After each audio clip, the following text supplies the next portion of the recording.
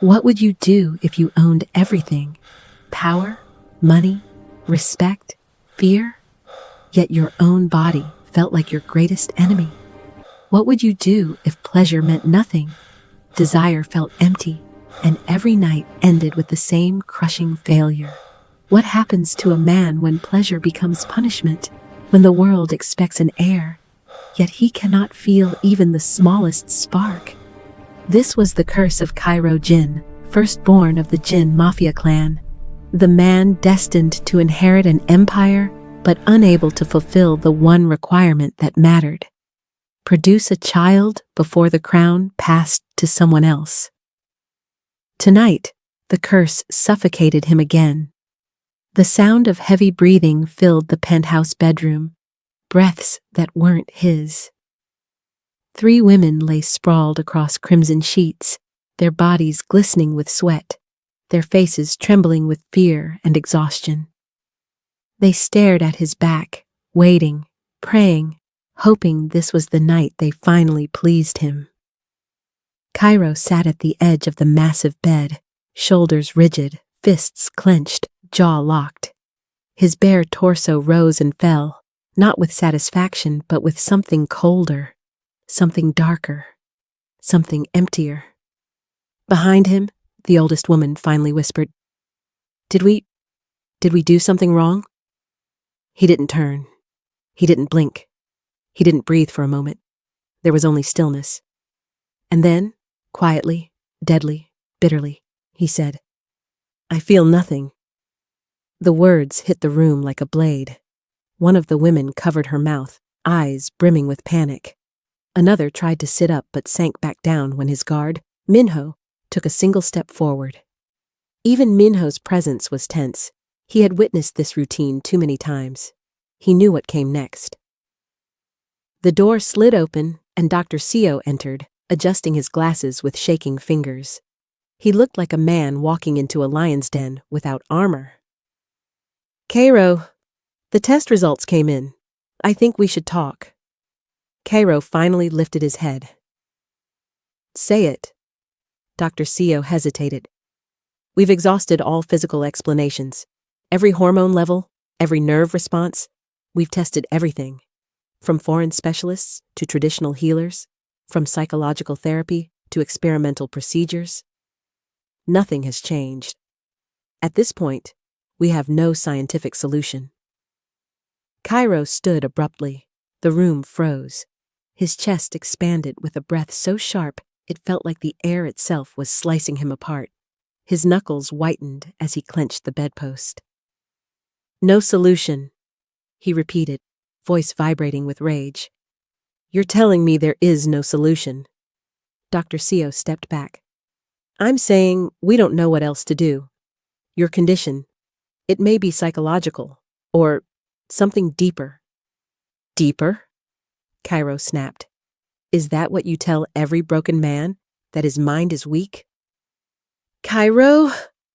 Before he could finish, Cairo's voice exploded, raw and thunderous.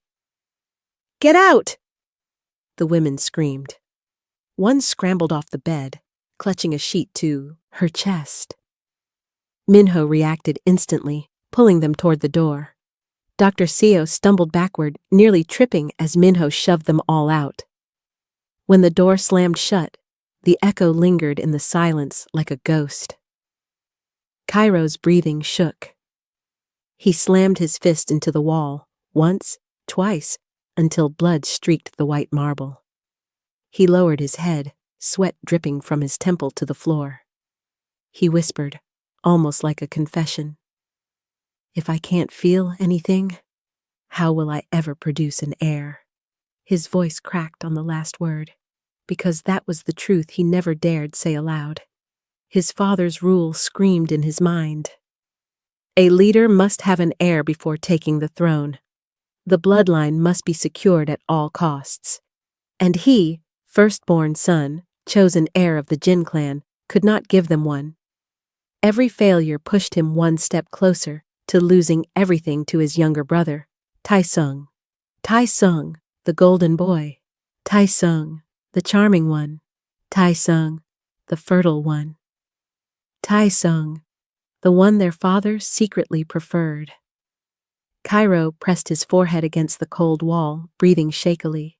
He could already hear the whispers at family meetings, the murmurs of the elders.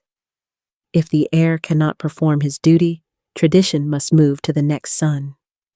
The thought burned him from the inside. His father's voice echoed next.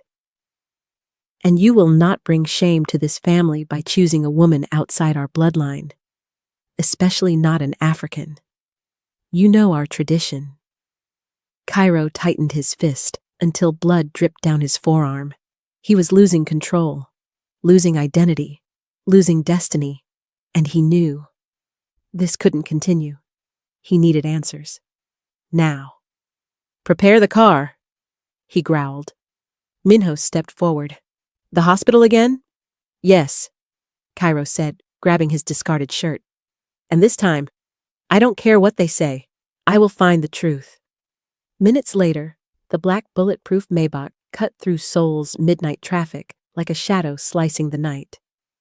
Cairo sat in the back seat, silent, staring at his reflection in the tinted window.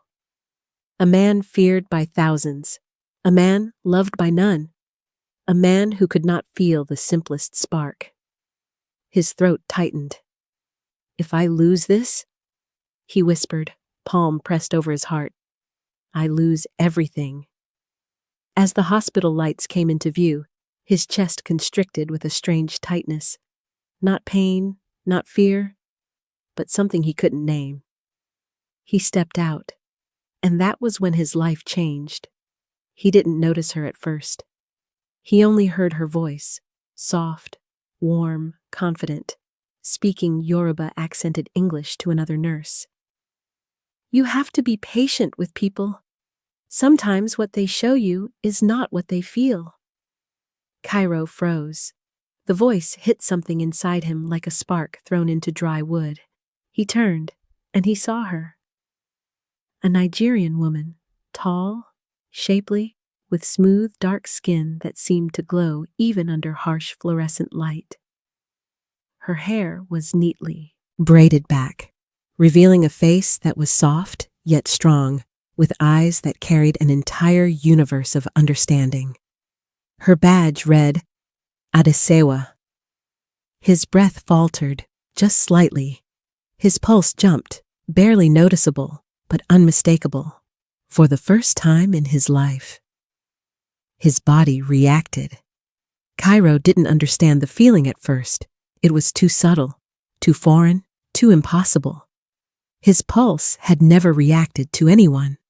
Not to dozens of women, not to the doctors who studied him, not even to himself. But now, standing there under the cold hospital lights, listening to the gentle, confident voice of a Nigerian nurse, something inside him stirred. A trembling, an awakening, a spark he had long believed he was incapable of feeling. Adesewa didn't see him yet. She was too focused on adjusting a patient's IV line, her brows slightly drawn as she muttered something soft in Yoruba. Her voice was warm enough to melt steel.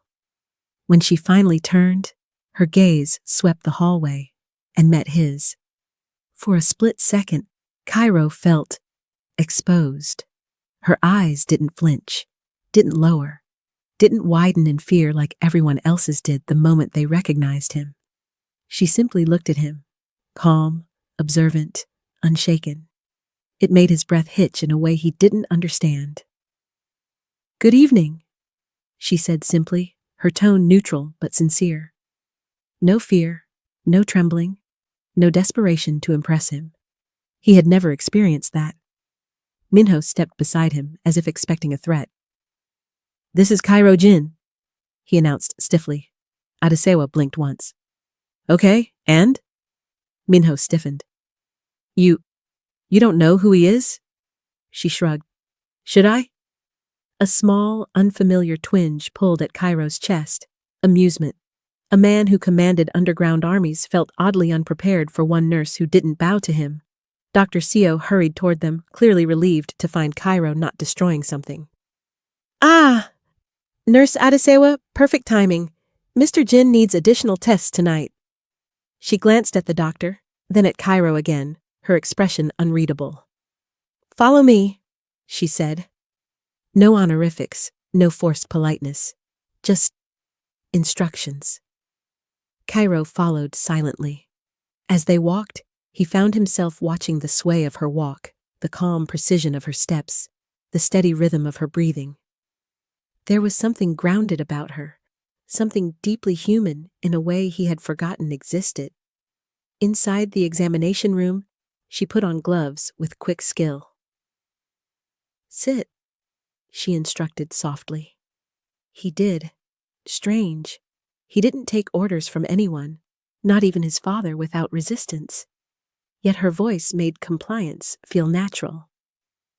This may be cold, she warned, placing a stethoscope on his chest.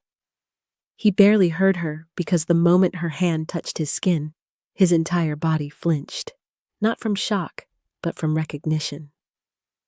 A warmth spread through him, slow, electric, disarming. His breath left him in a low exhale. Adesewa paused. Are you okay? He couldn't answer immediately. His throat tightened, unused to emotion rising so fast. Yes, he forced out, though it sounded more like a question. She narrowed her eyes slightly. Your heartbeat spiked. Cairo swallowed. It does that sometimes. No, she said, shaking her head. Not like this.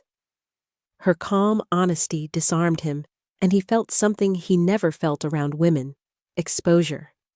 She continued examining him, her touch never lingering longer than necessary, but every contact made his nerves ignite like sparks hitting gasoline. He clenched his jaw, trying to hide the reaction. You're tense, she observed. He looked away. I'm always tense. No, she said again. This is different. You reacted the moment I touched you. His heart hammered. No one has ever made me react, he admitted quietly, and hated himself for saying it. She stopped. For the first time, genuine curiosity entered her expression. Ever? He nodded once. She searched his face, the anger beneath the surface, the exhaustion, the desperation, and something softened in her gaze. You're in pain, she whispered. Cairo stiffened. I'm not. Yes, she said gently. You are. Maybe not physical pain, but something deeper. He inhaled sharply. Don't analyze me. I'm not analyzing you, she replied, stepping back. I'm telling you what I see. Her honesty shook him. He wasn't used to truth. He wasn't used to people who didn't fear him enough to lie. A nurse passing by called, Sewa, we need you in room 12. She removed her gloves. Excuse me. As she left the room, Cairo felt something impossible. A pull, like his body leaned in her direction even when she wasn't touching him. He watched her disappear around the corner, and something hollow inside him ached for her return. Minho stepped in. Boss, tests are complete. We should go. No, Cairo murmured, eyes still fixed on the hallway. Schedule another appointment. Minho blinked. Another? But the doctor? Do it! He snapped. Minho stiffened. Yes, boss. But Cairo wasn't angry, not truly. He was unsettled, confused, awakened. As he walked back toward the exit, he heard a voice from the adjacent hallway. You're the oldest son. You should understand by now. If you cannot give this family an heir, the position must pass to me. Cairo froze. Taesung's voice. Cairo turned slowly, seeing his younger brother speaking to their father on a private call, unaware Cairo was listening. I'm ready, father.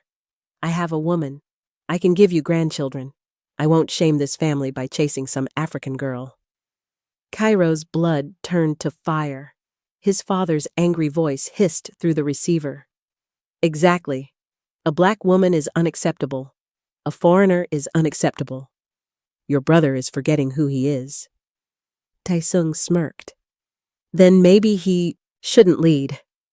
Cairo inhaled sharply, the betrayal slicing deeper than any knife. Taesung ended the call and turned, freezing when he saw Cairo watching.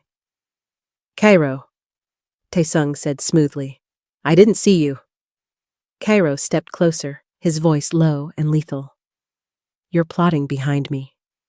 No, Taesung said with a practiced smile. I'm preparing for the future. The family needs an heir. You cannot provide one. Cairo's fists clenched. And you think you can? He growled. I already have, Taesung whispered with a cruel smile. Father will announce it soon. For the first time in years, Cairo felt fear. Because Taesung wasn't lying. He was winning. And the only woman who had ever made Cairo feel anything was a nurse his family was prepared to destroy. Cairo didn't remember walking back into the hospital lobby. All he remembered was Taesung's smug voice echoing in his skull, twisting deeper with every step. I already have. Father will announce it soon. It felt like a blade drawing blood inside him. For the first time in his life, Cairo wasn't fighting a rival gang or a political enemy or a traitor. He was fighting the reality that he might be replaced. Replaced by the one person who had always wanted his throne. He pushed through the hallway doors too hard. They slammed into the wall, drawing startled looks from nurses. Adesewa was at the far end of the corridor, adjusting something on a medication cart. When she heard the sound, she glanced up, and their eyes locked again. That spark hit him immediately. Subtle, electric, terrifying.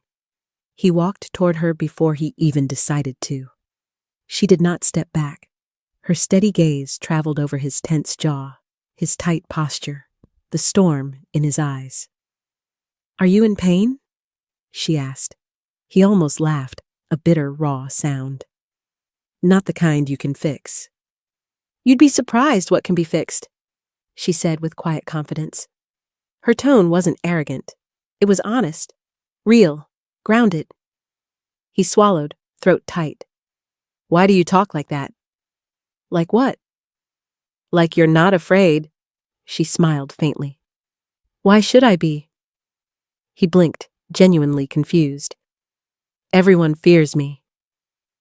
Maybe that's the problem, she said, her voice softening. Maybe you need someone who doesn't. He stared at her, struck speechless. Someone who didn't fear him. Someone who didn't worship him. Someone who didn't flinch under his shadow. Someone who saw him as a man, not as a monster, not as a leader, not as a failure. Just him. He didn't know how to process that. A nurse called from down the hallway, breaking the moment. Sewa, the supplies. I'll bring them, she answered.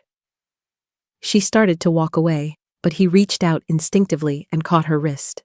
Not hard, just enough for her to pause. Her eyes lifted to his hand, then to his face. Cairo, she said softly, a warning in. Her voice, let go. He released her immediately. I'm sorry, he murmured. He couldn't remember the last time he'd apologized. Adesewa studied him for a few seconds. Something is wrong? What happened? He shook his head. It doesn't matter. It does, she insisted gently. A surprising warmth spread in his chest again. You don't even know me. She shrugged. Do people need to know you to care? Yes, he wanted to say. In his world, no one cared unless they benefited. But she wasn't from his world. He took a breath. My family is planning to replace me. Adesewa's brow rose. Replace you? How? By giving my position to my brother. You have a brother? Yes, he said, and bitterness coated his voice. The golden child. The one who can provide an heir. She blinked slowly, understanding the depth of it. An heir? Because your family needs one? Not needs, he corrected sharply. Demands. Our tradition says the next leader must have a child ready to inherit if something happens to him. And you? She hesitated, then asked calmly. Can't? He exhaled, the humiliation heavy in the air. I can't even feel anything. Satisfaction, pleasure, connection. Nothing. Her eyes softened, not with pity, but with understanding. That must be lonely, she whispered. Lonely wasn't the word. It was emptiness, darkness, shame, fear, and the fear twisted deeper each time he thought of Taesung. He stiffened suddenly. You should be careful. Why? Being near me is dangerous. She lifted her chin. I grew up in Lagos, Cairo. Danger doesn't scare me. His jaw loosened. She really wasn't like anyone else. Before he could respond, a sudden commotion erupted at the far end of the hallway. 2 men in black coats stepped out from behind a corner. Hard eyes, stiff posture, too familiar. Cairo's entire posture changed in an instant. His men, Taesung's men, and they weren't here for him. Adesewa stepped back instinctively when one of the men pointed at her. Nurse Adesewa? He asked, voice cold. She glanced at Cairo, confused. Yes? The man's lips curled. We need to speak with you. Cairo moved in front of her without thinking. No, he snarled. You don't. The second man clicked his tongue. Boss, we were told to deliver a message. From who? Cairo asked, though he already knew. They didn't answer. Instead, the first man spoke directly to Adesewa. Stay away from the Jin family. You don't belong here. Our bloodline has laws. Our heir cannot be polluted by... He didn't finish. Cairo grabbed him by the collar and slammed him into the wall hard enough to crack the plaster. Nurses screamed. Adesewa flinched but didn't step away. Cairo's voice was a growl. Say it. Finish your sentence. The man choked. By a foreigner. Cairo's grip tightened, rage pulsing through every vein. He hated the word, hated the implication, hated that his father and brother encouraged it. Adesewa touched Cairo's arm lightly. Let go, she said quietly. He froze at the sound of her voice. Slowly, breathing hard, he released the man. The 2 men stumbled back, shaken and pale. We delivered the message. If you don't heed it, the next step won't be words. They hurried away. Cairo stood there trembling, not from fear, but from fury so deep he could barely contain it. Adesewa touched his arm again, firmer this time. Walk with me. Her voice, steady, warm, cut through the storm in his head. He followed. She guided him into a quiet stairwell, away from noise, away from eyes. She closed the door gently. Cairo, she whispered. What was that? My family, he muttered, rubbing a hand over his face. My damn family. Why would they talk to me like that? Because they think I'll choose you. Her breath hitched. Choose me? For what? He looked at her, everything in him unraveling. Because you're the only woman who has ever made me feel anything. Silence. Deep, trembling silence. Adesewa stared at him, wide-eyed, the weight of his confession sinking into her. This was the moment that changed everything. Adesewa didn't speak at first. Her lips parted slightly, her brows drawn together as if trying to determine whether he was joking, delusional, or completely serious. But Cairo's expression told her everything. This wasn't a line. This wasn't seduction. This wasn't ego. This was truth. Raw, broken, terrifying truth. You feel something? Because of me? She whispered. I don't know what it is, he admitted, voice low, almost hoarse. But when you touched me earlier, my body reacted. My pulse changed. My breathing shifted. It's never happened before. Not once. Adesewa pressed a hand to her chest like she needed to steady her own breath. Cairo, I'm just a nurse. You're not just anything. He cut in, stepping closer. You walked into a room full of fear, arrogance, and tension, and you didn't flinch. You looked at me like a person, not a monster. My own family hasn't done that in years. His emotions were unraveling, and Cairo hated emotions. They were messy, unpredictable, dangerous. But he couldn't stop them now. Her voice softened. You're overwhelmed. You should calm down. Don't tell me to calm down, he said, but not in anger. Tell me why I feel this way around you. She shook her head gently. I can't answer that. Try, he whispered. Adesewa held his gaze. Maybe you don't need someone obedient, or scared, or desperate to impress you. Maybe you need someone who treats you like a human being, someone who doesn't care about your status, someone who won't pretend. Her voice carried a kind of truth he didn't know how to fight. You think I'm pretending? He asked. I think, she said slowly, you're tired of being worshipped. You want to be understood.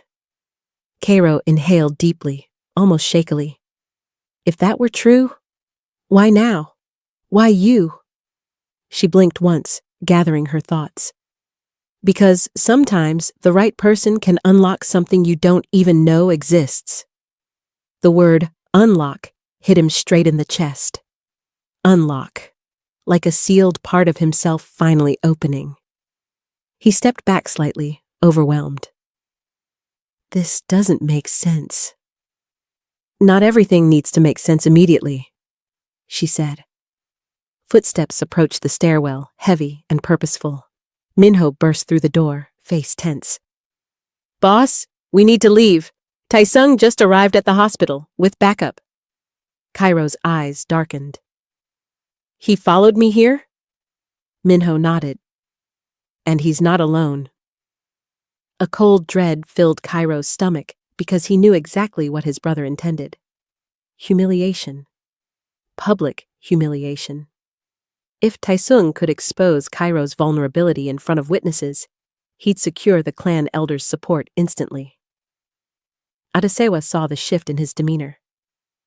Cairo, what's happening? My brother, he said, jaw tightening.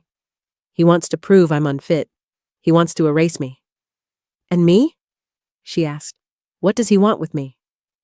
His silence was her answer. Her breath caught. Cairo. We need to move, Minho urged, glancing toward the hallway. But Cairo didn't move, not until he had looked into Adesewa's eyes one more time. If anything happens, he said quietly, know this, you're the only thing that's made me feel alive in years. And my family will never accept you. Not because of who you are, because of who I am. Adesewa exhaled slowly, trying to remain steady. What do you want from me? He swallowed hard. I don't know yet, but I know I want to understand this, whatever this is. I want to understand you. Her eyes softened again, but before she could respond, a chillingly familiar voice echoed down the stairwell. So this is where the great heir hides. Cairo stiffened. Taesung stepped inside with two men behind him, his expression wearing that same infuriating, polished, smug smile. His eyes landed on Adesewa immediately, scanning her with a judgment so sharp it tightened the air around them. She's the one? Taesung asked mockingly. Father would be ashamed. Cairo moved instantly, placing himself between them. Watch your mouth. Taesung smirked. A black woman, Cairo? Really? You want to break centuries of tradition for... Cairo punched him before he could finish. The impact sent Taesung crashing into the wall. Blood trickled from his lip as he grinned up at his brother with sick delight. Hit me again, he said softly. Give me the evidence I need to show the elders you're out of control. Cairo's fist twitched at his side. Adesewa whispered urgently, "Don't! That's what he wants!" Her voice grounded him instantly. The rage didn't disappear, but it focused, sharp and controlled. Taesung stood and straightened his jacket. "You're losing everything, brother, and all because of a woman who doesn't even belong in our world." Cairo stepped forward. "She belongs wherever she chooses." "She won't choose you," Taesung hissed. "Not when she learns what loving you will cost." Adesewa spoke before Cairo could. "Loving anyone costs something, Taesung, but hate costs more." Even Taesung froze for a second. Her voice carried weight, calm, steady, fearless. He scoffed. "You don't know what you're involving yourself in, nurse." "And you underestimate who I am," she replied. Taesung turned to leave, throwing one last dagger over his shoulder. "Father will hear about this, and when he does, you'll be stripped of your right to lead, permanently." The stairwell door slammed behind him, leaving silence in its wake. Cairo stood motionless, breath unsteady. Minho touched his shoulder. "Boss, we need to get you out."